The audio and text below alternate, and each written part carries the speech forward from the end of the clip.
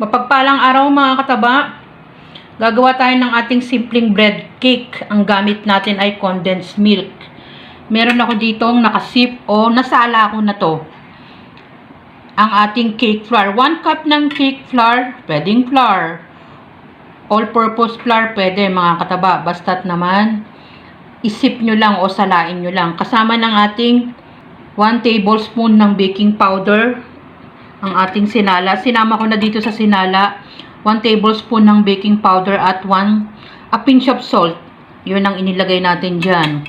Tapos dito, meron tayo ditong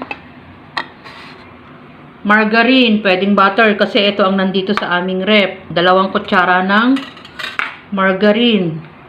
I-whisk lang natin ang ating margarine. Yan.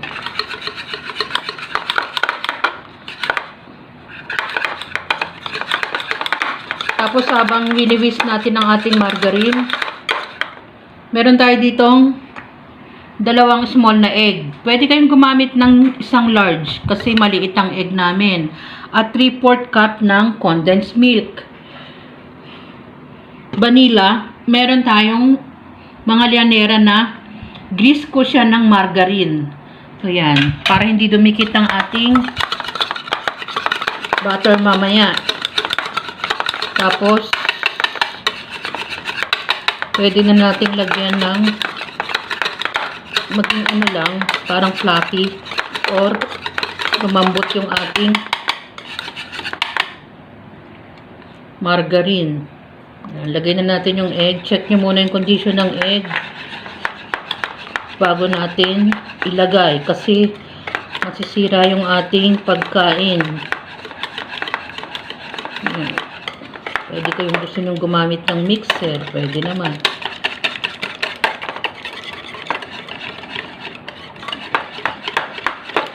Balikan nyo ako.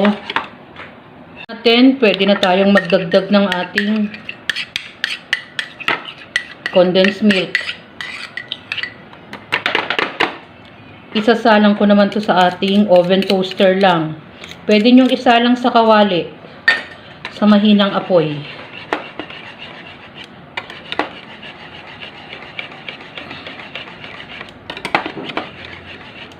Painit nyo lang yung kawali at takpan nyo lang ng mga 30 minutes, ganun.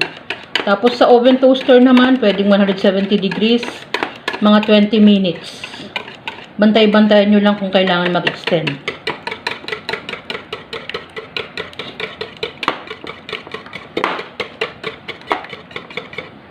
Ayan. Balikan nyo ako at tatanggalin ko lang yung ating mga namuong margarine. Ihalo na natin. Matutunaw din yung ating margarine kasi imimix natin yan dyan mamaya.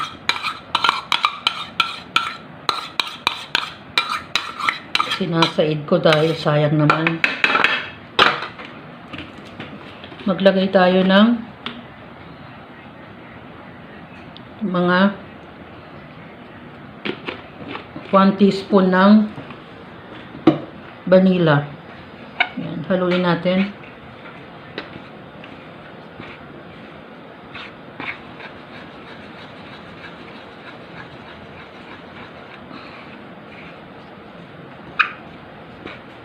Dahil nakatutok ang electric fan.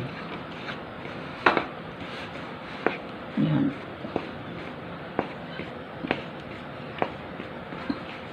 Haluin muna natin. Yan. Pag smooth na yung ating mixture, pag ganyan na, at hindi na, wala na ako masyado nakikitang mga lumps,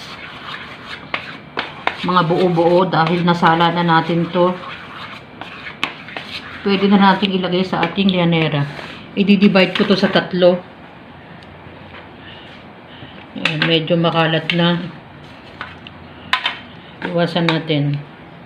Pangit magtrabaho ng makalat. Ayan. At ang ating lanera ay gamit na. Nakikita nyo, meron pang pinanggalingan ng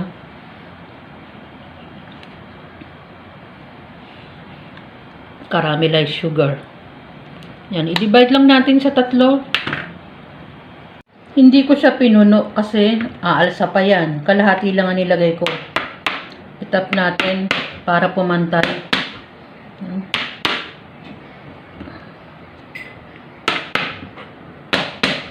Tapos, pwede na tayong maglagay ng cheese sa ibabaw.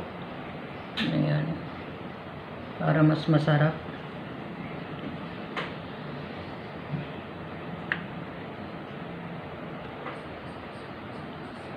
Tapos, painitin muna natin yung oven bago natin isalang. Isalang ko lang to sa oven toaster. 170 degrees. For 20 minutes muna. From time to time, bantayan natin. Yung mini-mention ko, pwede rin sa kawali. Yung kawali naman, mga ganun din. 20 to 30 minutes, pwede ganun. Bantayan nyo lang, mga low heat. Sabi ko naman, marami tayong pwedeng option.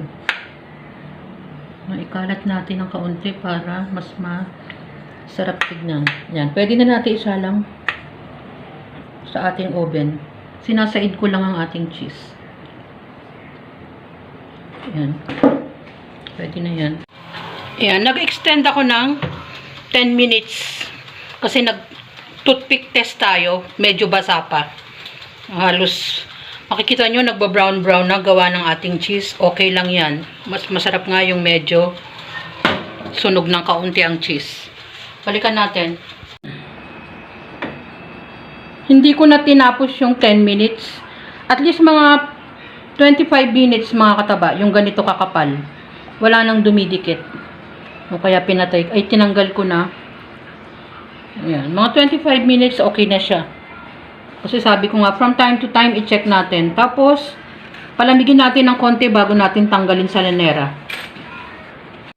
Tinapay naman tayo mga kataba.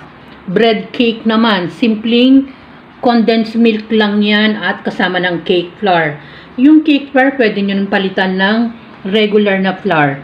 Hindi na ako gumamit ng sugar dahil matamis na ang ating condensed milk. At isinalang ko lang din yan sa oven toaster. Mapapansin nyo, toasted sa ibabaw. Mas masarap yung cheese sa ibabaw pag medyo toasted mga kataba. Bantay-bantayan nyo lang para hindi siya masunog o ma-overcook. Alam nyo naman ang tinapay. Masarap to mga kataba. Simpleng tinapay na bread cake. At nakita nyo meron sa side, pamartner sa ating bread cake.